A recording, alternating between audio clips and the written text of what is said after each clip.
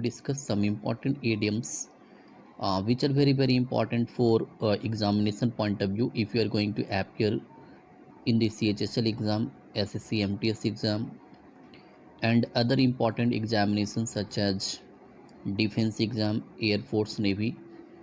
तो मैं आपको बता दूं कि इस वीडियो में मैं आज आपके सामने कुछ इम्पॉर्टेंट ईडियम्स डिस्कस करने जा रहा हूं जो आने वाले किसी भी कॉम्पिटिटिव एग्ज़ाम के लिए काफ़ी ज़्यादा इम्पॉर्टेंट साबित होने वाले हैं। तो चलिए फटाफट इन सारे ईडियम्स को एक एक करके देखते हैं एंड आई अश्योर कि आप इन सारे ईडियम्स को याद करें और आपके एग्ज़ाम में आने की पॉसिबिलिटी इन सारे ईडियम्स से बहुत ज़्यादा है। मैंने ऑलरेडी बहुत सारे वीडियो अपलोड किए हैं जिसमें मैंने ऑलरेडी बहुत सारे ईडियम्स को डिस्कस करा है। आप अगर आप उन सारे वीडियो को नहीं देखें हैं तो डेफिनेटली उन सारे वीडियो को भी एक बार ज़रूर देखें। तो चलिए स्टार्ट करते हैं and let's start the session of this important idioms. चलिए देखते हैं। सबसे पहले आपको कहा जा रहा है कि an old age an old head on young shoulders, an old head on your young shoulders।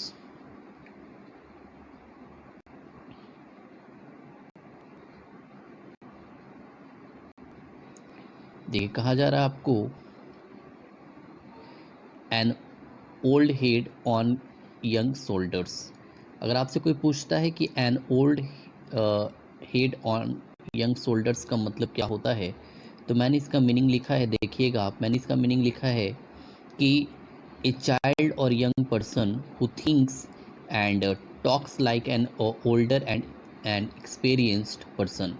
अगर आपसे कोई पूछता है कि an old head on young shoulders का मतलब क्या होगा, तो इसकी मीनिंग पे ज़रा ध्यान दीजिएगा।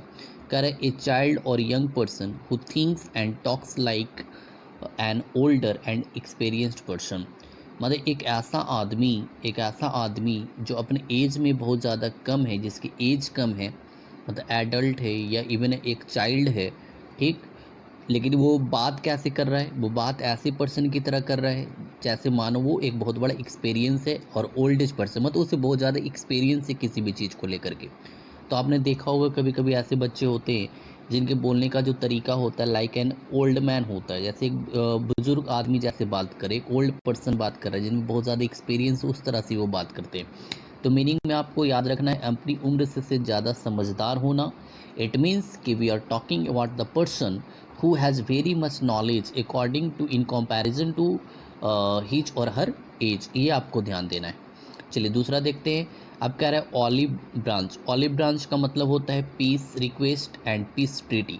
अगर आपसे पूछता है ऑलिव ब्रांच का मतलब क्या होता है, तो आपको याद रखना है ऑलिव ब्रांच का मतलब क्या हो जाएगा, पीस। पीस का मतलब आपका शांति होगा, शांति की अपील अगर आप किसी से कर रहे हैं, ठीक है, आप अनुरोध कर रहे हैं, आप रिक्वेस्ट कर रहे हैं शांति बनाए रखने के लिए, ठीक, तो वैसे कंडीशन को हम लोग क्या कहते हैं इडियम्स में, एन ऑलिव ब्रांच, ठीक है। इसी को मैंने क्या लिखा है, पीस एंड रिक्वेस्ट, पीस या ट्रीटी कह सकते हैं आप, ठीक है। मतलब पीस का कोई रिक्वेस्ट, शांति का अनुरोध करना, या पीस का कोई ट्रीटी जो लोगों के बीच में साइन हुआ हो, ठीक है।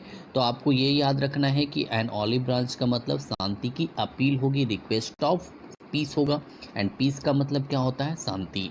चलिए बात करते हैं एप्पल ऑफ डिस्कॉर्ड, ठीक। यहाँ पे लिखा क्या गया है, मैटर ऑफ डिस्प्यूट। अगर किसी भी वजह से अगर दो लोगों के बीच में, दो ग्रुप के बीच में झगड़ा है, और तो झगड़े की जो वजह है जिसकी वजह से दोनों ग्रुप के बीच में झगड़ा चल रहा है, ठीक है, तो जो मैटर ऑफ डिस्प्यूट है जिसकी वजह से कोई भी झगड़ा हो रहा है, इसका मतलब उस जिसकी वजह से झगड़ा हो रहा है उसको हम लोग क्या कहेंगे, एप्पल ऑफ डिस्कॉर्ड। आपको एप्पल ऑफ डिस्कॉर्ड का मतलब याद रखना है। एप्पल ऑफ डिस्कॉर्ड का मतलब क्या होता है, झगड़े की वजह।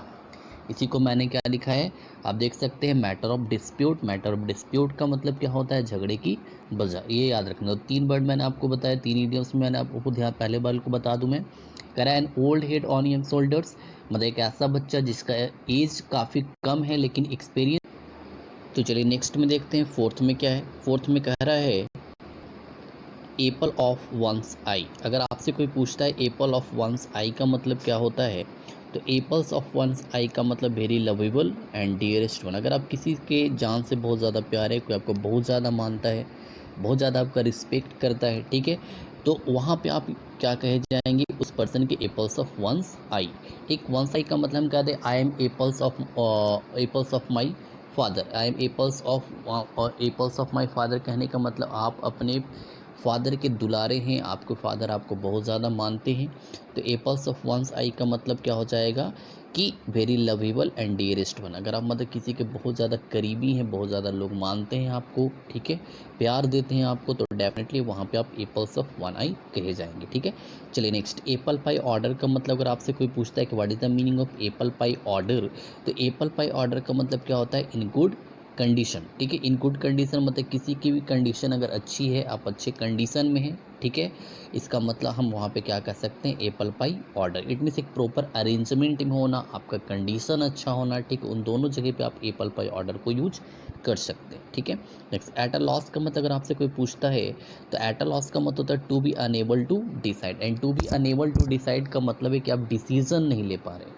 और जब डिसीजन नहीं ले पा रहे हैं तो मे बी ऐसा हो सकता है कि to be unable to decide आपको एग्ज़ाम में ऑप्शन प्रोवाइड ना करे, वहाँ पे वो डायरेक्टली कह सकता है कन्फ्यूज्ड।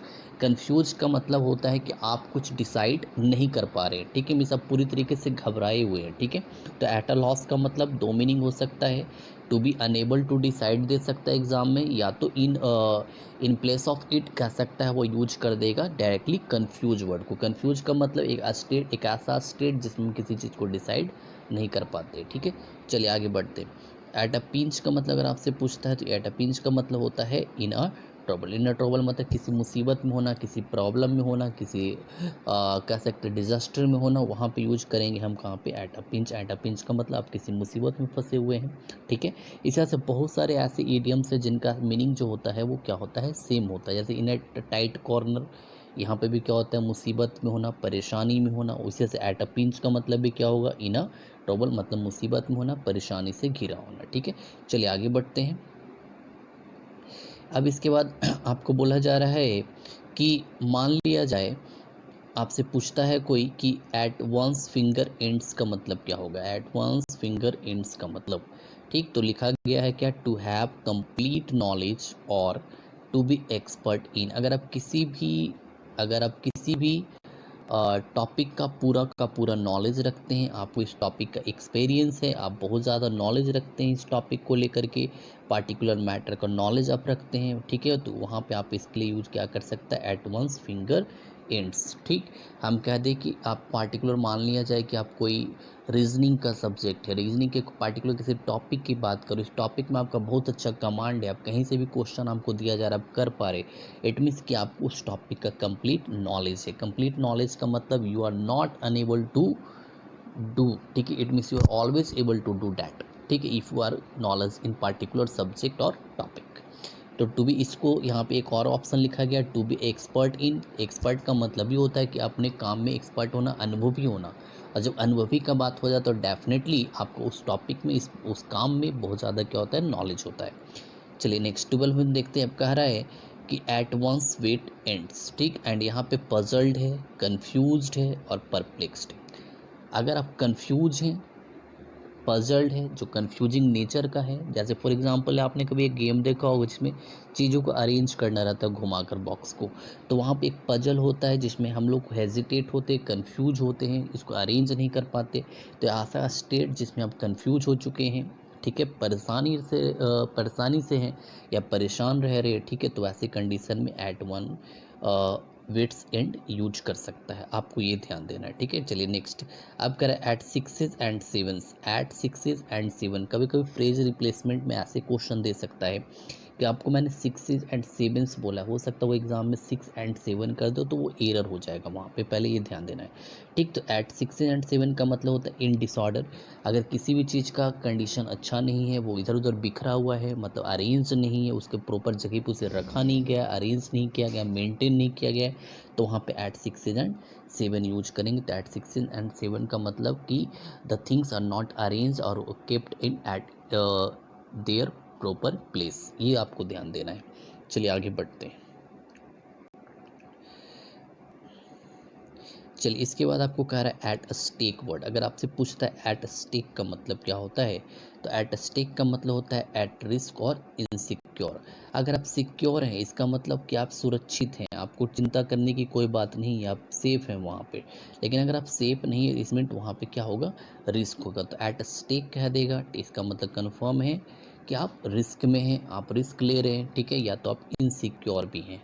फॉर एग्ज़ाम्पल में बहुत सारे ऐसे प्राइवेट एलआईसी कंपनीज़ है जहाँ पे लोग पैसे क्या करते हैं, सेव करते हैं, जमा करते हैं, और हो सकता है जैसे फॉर एग्ज़ाम्पल में सहारा इंडिया को ले लीजिए, वहाँ पे लोगों ने बहुत सारे पैसे इन्वेस्ट किया है, लेकिन वो पैसा उनको वापस मिलेगा कि नहीं मिलेगा, उनका पैसा भी रिस्क में, लोग रिस्क में है, इनसिक्योर है उनका मनी, वो सारी चीज़ पे एट स्टेक वर्ड यूज करेंगे।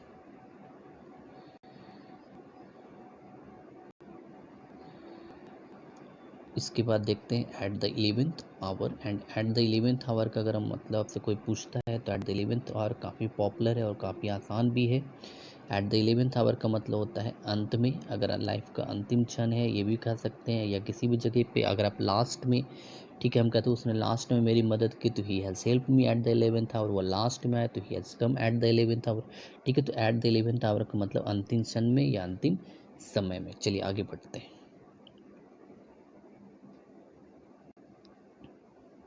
चलिए देखिएगा, अब कह रहा है ए ब्लैक शिप। ए ब्लैक शिप का मतलब एन अनलकी पर्सन और बैड कैरेक्टर। अगर कोई अनलकी है, उसका या तो उसका कैरेक्टर क्या है, अच्छा नहीं है, मतलब उसकी कह सकते हैं इसमें क्वालिटीज़ नहीं, उसमें सिर्फ डिसक्वालिटीज़ भरी है, तो वहाँ पे ब्लैक शिप यूज कर सकते हैं।